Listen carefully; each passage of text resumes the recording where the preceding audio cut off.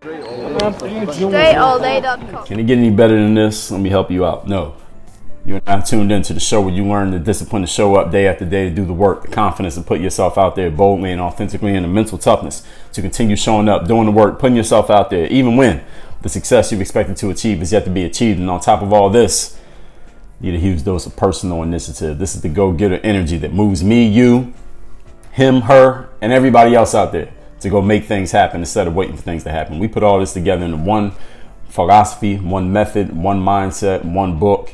It is one show, the only show that is called Work on Your Game. My name is Dre Baldwin, also known as Dre All Day, and welcome to the show. Today's topic is how to present yourself as a winner. Anywhere you go, to anybody you know, no matter who they are, what they say, their prejudices, what ideas they had about you before you walked in the room, what they say about you behind your back after you walk in the room, how do you present yourself as a winner? Now, I have an episode number 1351 where I talk about not assuming things. Try to limit the assumptions that you make in life, at least the critical assumptions, the important assumptions that you make. Try to be more objective about the people, places, and things that you interact with, because often we make assumptions about things that are absolutely just not true, and we don't want to do the mental work of figuring out what's really going on. However, I'm going to tell you a truth about human nature. We will still make assumptions, and other people who didn't hear episode 1351, they're going to make a whole lot more assumptions than you make, because at least you're going to be trying to stop making so many assumptions. Those people who didn't hear it, they're not going to try to not make assumptions. They're going to keep making assumptions, and they're going to keep believing that they're right, because the more times you do something, the more you believe that you're doing the right thing. People will still make assumptions, especially those who are not listening to me or even thinking about that. So while me and you, are mastering ourselves, we must also prepare and plan for dealing with people who aren't so evolved, other people who aren't so wise, other people who aren't doing so much work on themselves. We got to prepare for dealing with them, because I think you can agree that there are a lot more of them than there are of us. And those people, they will judge you relatively quickly. So today, what you're going to learn is how to play that game in a way that works for you.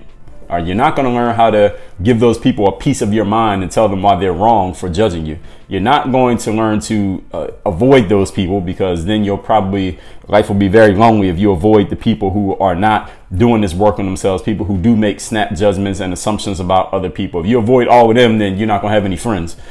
You're going to learn how to play the game. You got to learn how to work within the confines of what's going on in the confines of what's going on in life. In other words, you got to learn how to hustle, learning to play the game, which I talked about in episode number 1314, learning to play the game in life. You know what that means? Play the game. That means knowing that when things are not exactly as they could be or should be, that is not an excuse for you to not do what you're supposed to do. That's not an excuse for you to not achieve the outcomes that you planned to achieve. It just means you need to adjust based on things being less than ideal, but still making it work in your favor. So that's episode 1314. You can find that within the game group membership. It may also be in your podcast app. The full episode, those for all game group members. Now, point number one, today's topic, once again, is how to present yourself as a winner. Understand that people do not judge you via detailed analysis of your virtues. We do not judge you on the content of your character, as Martin Luther King dreamed 50, 60 years ago. We are still judging people on the surface. We all judge people off of surface appearances. You do it, they do it, she does it, he does it, everybody does it. So you need to start paying attention to your surface appearance and tailor it to your liking so that people judge you the way that you want them to judge you. Since we know that people are not judging you by looking deeply into you, they're looking at you on the surface and they're making a decision about you just based on that, you need to start making that appearance look the way that you want people to see you as. This is as simple as that. I mean, that's a simple enough concept, is it not? How do you want to be perceived? That's a question I'm asking you. Adjust your appearance to fit that perception.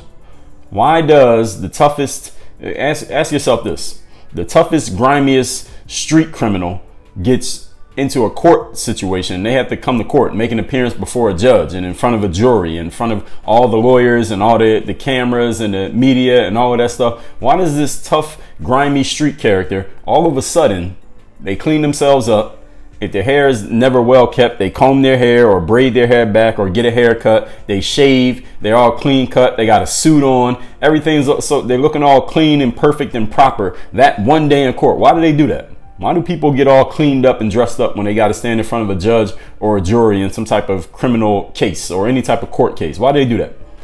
Because they want to present themselves as a clean cut, nice, harmless individual who will hopefully receive mercy from a judge or from a jury.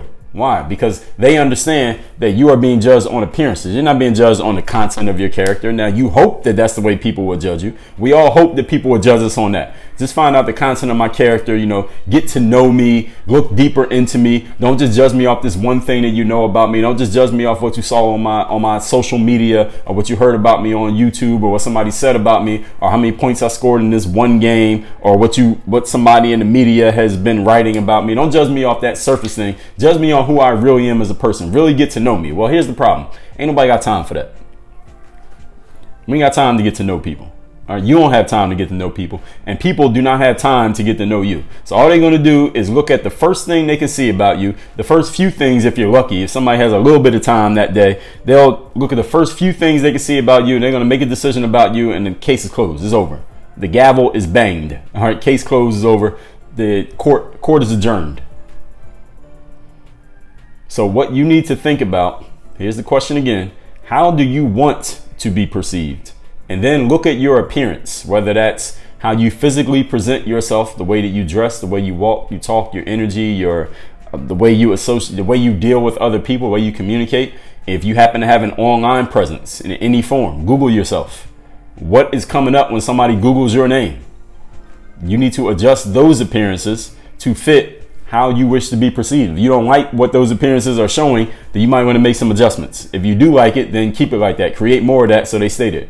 If you don't like it, then you need to do something about that. Hire a PR person, start creating some content, edit your Facebook page, whatever it is you got to do. Take some pictures down off the internet if they need to be taken down, if you can take them down, or create some stuff to overcome the stuff that's already up there if you can't control it. But you got to start controlling your appearance. If you want people to look at you as a winner, your snap appearance, the first thing that people see about you, the surface things about you need to make you look like a winner, because 90% of people are not going to look any deeper than that. They just look at you on the surface and they're going to move on because they got their own things to worry about. They got to check their Facebook to see who else posted something in the last 5 minutes. Point number 2. Today's topic is how to present yourself as a winner. Here's a quote that I read. It was a person talking about the modeling industry. And I believe it was a woman who said this. She said, being a supermodel is not about good looks. That's the whole quote. Let me say the quote again in case you didn't hear it all. Being a supermodel is not about good looks. And if you really think about that, you don't have to think too hard about it. That makes sense, doesn't it? I mean, how many pretty girls or hot guys are there walking this earth? I mean, there are a lot of attractive men and women walking around this planet right now, right? So why are there only a handful of supermodels? Why are there only a handful of models who are known by name and known by face? You don't have to be in the modeling industry, but if you see that person, you're like, oh, that's such and such. I know who that person is. Why are there only a few of them, even though there are so many attractive men and women out there? What's the difference between a supermodel and just an attractive man, or a supermodel and an attractive woman? What's the difference? Energy, atmosphere, attitude. How people feel when they encounter you is the difference between a pretty face and a supermodel. And we don't have to be talking about modeling. This could be in any industry, any field, any position where there are some people who it seems like surface level, they have the same attributes as a whole bunch of other people, but something about that person is making them stand out from everyone else. Is these things: energy, atmosphere, attitude.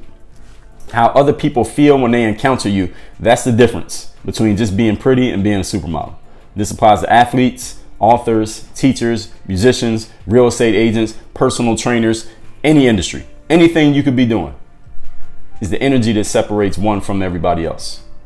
There are plenty of good, skilled teachers, athletes, authors, musicians, personal trainers, real estate agents, dog walkers, YouTubers, podcasters, authors walking this planet. There are a whole bunch of them. There are more of them than you can even count. There are more of them than you can even consume all of their material to get an objective measure of who's good and who's bad. You can't listen to all the music that's out there. Right? You ain't got enough time. You don't have enough ears to listen to all the music that's out there right now. You don't have enough eyes to read every book. You don't have enough time to watch every video. You do not have enough time to assess everybody fully as they, quote, deserve, close quote, to be assessed. Therefore, you got to go off of what you can judge from the surface. This is the way that it works. So don't think that you're exempt from this. All right, you are just as guilty as everybody else is. And I'm going to say this thing that I've said many times, said this on social media and different platforms many times. I've talked about it here on this show many times. I'm going to say it one more time, and I guarantee you that I will say this again. So anybody who hears this and says, well, Dre, sometimes you repeat yourself. You damn right I repeat myself. I got to keep repeating myself to make sure it gets through your thick skull. We all got thick heads. It means we got to hear things more than one time before we really get it. All right, how many times you say your ABCs when you were in kindergarten? Not once. Talent. Here's the thing that I'm going to say. Talent does not separate you from the pack in most cases. Asterisk, in most cases. There are some cases where an exceptionally talented person can separate themselves from everybody else because the talent gap between them and everyone else is so large that they just stand out just because of their talent. There are some small exceptions, some rare exceptions where that happens. For the most part, just being talented alone will not separate you from everybody else. And actually, those exceptions are so rare, I shouldn't even said that, because now I'm giving somebody an out clause to think that they're talented enough that they don't need to apply anything else that I've said here today. So I apologize for saying that. But now the cat's out of the bag. But I'm going to say this, I'm going to make this point again. Talent does not separate you from the pack. LeBron James is a very talented basketball player, isn't he? I would think people would agree he's very talented. He has some natural gifts that other basketball players just ain't got. Okay, no matter how hard they work, they just want to have the gifts that LeBron James has. But he's not the first talented basketball player to come into the NBA. Kobe wasn't the first. Tracy McGrady wasn't the first. Kevin Garnett, Tim Duncan, Allen Iverson, Michael Jordan, Magic Johnson. None of them was the first, and none of them were nor will be the last talented basketball player to walk into the NBA. So what separates those guys, who even if you don't watch basketball, you know who they are, what separates those guys from everybody else? It ain't just their talent. It's their energy, their atmosphere, their attitude. Those things separate them from the other people who also had talent but don't stand out, who you would go to a game. If you're just a casual basketball fan, there are some really talented players who are on that court. You don't know who the hell they are unless you looked at your program and try to figure out or Google them. Who the hell is number 16 who plays for the Wizards? You wouldn't even know who the hell they are, even though they're very talented. So why do you know who LeBron is but you don't know who the other guys are? Is it because he's just that much more talented? No. You know who he is because of the energy, the atmosphere, and the attitude that comes around him. How people feel when he walks into the room. Now, why do people feel that way? We got to go a level deeper here. Why do people feel that way? It's because of the work that he's put in. Meaning the work he's put in at his job when he's in that place performing, doing what he's paid to do, which is play basketball. He performs at a certain level that makes people remember him. And because he performs at that level that makes people remember him, that's why people feel different when he walks into the room. As opposed to number 12 on the Chicago Bulls, who you don't even know who they are. Because of the work that he's put in, people look at him and they remember what he did last time. They're like, oh, that's the guy. And because he's done that, and because he knows that they know that, when he walks into the room, he has a different energy because he knows what he's done and he knows that you know what he's done. So his energy is different. His attitude is different. The atmosphere around him is different because, as I said, I'm going to say it again. He knows that you know what he did. So he can carry himself differently. And it's 100% real. All right, that's not fake it till you make it. That's real. He's carrying himself as if he knows he's different from everybody else because he's done things to separate him from everybody else. And he truly has. And that's why you feel that way. It's a self-fulfilling prophecy. He feels that way. And because he feels that way, he performs that way. Because he performs that way, you feel that way. And because you feel that way, he feels even more that way. And he performs that way even more. It all works in a cycle. So how do you get the cycle started? You got to choose to. It's as simple as that. This is not a complicated formula. You got to choose to carry yourself in a certain way that causes other people to pay a little bit of attention to you, just a little bit of attention to you. Then you got to perform to back it up. And when you perform to back it up, people are like, oh shit, this person is something real here. Now they're going to be watching you. Now next time you got to do it again. Now they're watching you even more. Now your confidence goes up because you know they're watching you and you know you delivered on that attention. Now your energy changes. Now your atmosphere changes. Now your attitude changes. Now people feel differently about you because they know you deliver. Now everything changes. Now your price goes up. Now your status goes up. Now you got more followers. Now you feel even more confident. And now it just keeps going and going and going until you do something to stop it. That's the way it works. I just gave you the whole formula right there. Talent alone does not do that. Talent alone will get somebody to notice you. They'll pay attention just to see what you do. But if you don't back it up, all right, they'll move on to the next person because guess what? You are not the first, nor will you be the last talented person to walk into the room. Talent alone ain't going to do it. What else you got? Point number 3. Today's topic, how to present yourself as a winner. You want to present yourself as a winner, we got to put some meat and potatoes behind all this, right? Because we talked about talent. I talked about talent in many episodes of this show here. How to exploit all your talents was episode 722. How persistence can overcome a talent gap, episode number 460. Stop ignoring your talents, episode 1252. Stop lying to yourself when you don't have talent, episode 884. Hard work does not beat talent, episode 728. So I want to make sure I give you those so that you all understand. But let's talk about putting the meat and potatoes behind your presentation as a winner. You're presenting yourself as a winner. You're doing these things that we talked about here. Understanding that people are judging you based on what they see on the surface. Understanding that talent alone is not enough. Just being good alone is not enough because there are a whole lot of people that are good. What's another way that you got to present yourself as a winner? What's something that you absolutely must do? Okay, because this is not all gimmicky. All right, this is not all hacks. All right, there's something real that you have to do. You got to put something tangible behind your presentation as a winner. Here it is. You got to win. You got to win. If you want to present yourself as a winner, you must win when it matters. Not just win, period. You got to win when it matters. To be a winner, you must have some significant victories under your belt. See, this is why the athlete, for example, who is a generally okay performer as an athlete, but every time there's a big game, a big championship game, there's a trophy on the line, that player who's generally okay makes a whole bunch of big plays in the big games, they get remembered more fondly than the player who is great in the regular games, but they don't do much in the big games. So even though you could be a player who's great through 82 games of the regular season, but when it comes to the 5 games of the championship, you're just okay. The player who's only great in those 5 games of the championship, but they're just okay in the 82 games, they get remembered more fondly than the player who is great through 82 games. That doesn't make any sense. That's a complete imbalance. You would think that the more consistent person who was great through 82 games would get remembered even more, but why don't they? Because the big moments. Those are the ones that most people are paying attention to. Those are the ones where everybody's noticing. Those are the ones that everybody remembers. Nobody remembers game 40 of an 82 game regular season. Doesn't mean game 40 doesn't matter, but nobody remembers game 40. People remember game 4 of the NBA finals though. And the person who steps up in game 4 of the finals consistently, and they're always stepping up in the big games, everybody remembers their name. Why?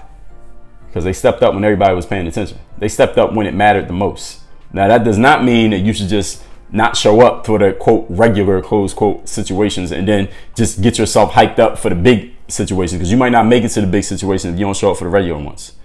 But I'm just explaining to you that when it matters the most, you got to perform then too, in addition to performing at the times when it quote doesn't matter, close quote. Everything matters. If you really plan on being a champion, you really plan on being the best, everything matters. Every game matters. Doesn't matter if there are fans there or not, a bunch of people are watching or not, if you got a huge audience or not. Everything matters if you're going to be the best. However, those big moments, those are the ones that the masses will remember, the big ones. But the people, the small people, not the small people, but the small crowd of people who are paying attention to everything, they're going to remember everything. So you want to make sure you serve every audience. If you're the best, again, it doesn't matter which game it is. If it's a big game, small game, whatever, you step up every time. And we don't have to be talking about sports here. I'm just using sports as an analogy. Every moment matters when you're the person who's going to be the best. Or if you plan on being the best, you got to perform as if every moment matters, not just the moments where it's, quote, more important, close quote. It doesn't make logical sense, but it's the truth.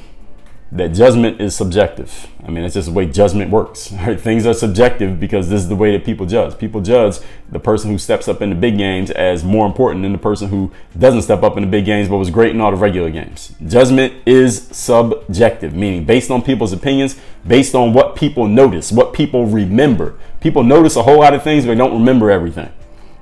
So you want to make sure in the moments that people are going to remember, you're presenting yourself as a winner by actually winning. All right. It's not all smoke and mirrors. It's not all gimmicks. You got to put something real behind that presentation.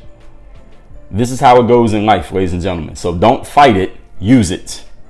As I said earlier, do not fight the fact that people are not going to judge you on the whole of your character. They're only going to judge you on what they see on the surface. Don't get mad at it. Just understand it and then adjust yourself to fit what works. Adjust yourself to fit what's going on. All right, don't fight against it. Don't rail against it. Just use it to your advantage. All right, this is what smart people do. This is what hustling is about. Understanding the way the game works and then working within the system to make it work in your favor. Not trying to change the system. You could try to change the system if you want, but there's a good chance that you'll fail. And you're going to use up a whole lot of your resources trying to change the system. Over time, the system will change, but do you want to be the one to go first to try to change the system? It's kind of like this guy I follow on Instagram. He's a photographer for National Geographic. His name is Paul Nicklin, and he tells the story in a lot of his photos. He had this picture where all these penguins were standing on the edge of the ice, right? And they were all looking into the water, and he had the camera underwater. He had an underwater camera, and you could see a seal. It was like a leopard seal was swimming in the water right next to the edge of the ice. And the seal is looking up, and the seal can see the penguins all standing on the edge, and the penguins are looking into the water, and they can see the seal swimming around in the water. And the thing is, seals hunt penguins. So the penguins all understand, as the photographer explained in the caption, he explained that all these penguins understand that the seal is looking for a meal. So he's waiting for one of these penguins to jump in so the seal can attack it and kill it and eat it as a meal. None of the penguins want to get killed, of course. However, all the penguins also understand that the only way they can feed their young, their baby penguins that are waiting for them back home, is they got to go into this water so they can catch some fish, and then they can get back on the ice and they can feed. But the problem is, whichever one of those penguins is jumping into that water first is putting himself in the line of fire or possibly getting killed by the seal. Who's going to go in first and possibly be sacrificing themselves in order for all the rest of the penguins to go? Because while that seal is chasing down that one penguin, all the other penguins can go and escape and get home safely. So I'm telling you all that to tell you this. You can try to rail against the way things are and try to change it if you want to, but you might be the penguin sacrificing yourself to the leopard seal. All right. If you want to be that, you can go ahead and be the martyr if you want to, or you can, at least at some points in your life, work within the system and make the system work for you instead of trying to fight it. All right. It's your decision. It's your life. You can do whatever you want to do. Now, getting back to the rest of my point here, we're on point number 3. The topic once again today is how to present yourself as a winner. You got to win when it matters.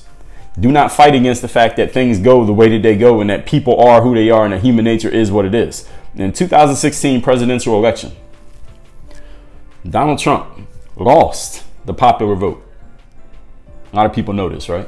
That he did not win the popular vote. If the presidential election was just based on how many people voted for one person versus how many people voted for another person, Trump would have lost the election. Hillary Clinton got 65.8 million votes in the 2016 election. Donald Trump had 62.9 million votes. Clinton got 3 million more votes than Donald Trump in the 2016 election. However, that's not the way that it works when it comes to choosing a president. How it works is we had this thing called the Electoral College. And by the Electoral College system, Donald Trump won 304 to 227. So he won by a substantial margin, even though he lost the popular vote by a substantial margin of 3 million votes. I mean, it wasn't that substantial, relatively speaking, but he lost. But he won the Electoral College. Donald Trump won out of 50 United States. Donald Trump won 30 of the states. Clinton won only 20 of the states, even though she had more votes overall total. 300 years from now, those stats that I just gave you, that data that I just gave you, nobody's going to care. Nobody's going to talk about it. Nobody's going to bring it up. Only thing anybody's going to remember 300 years from now, as long as we still have human civilization 300 years from now, is who won the election.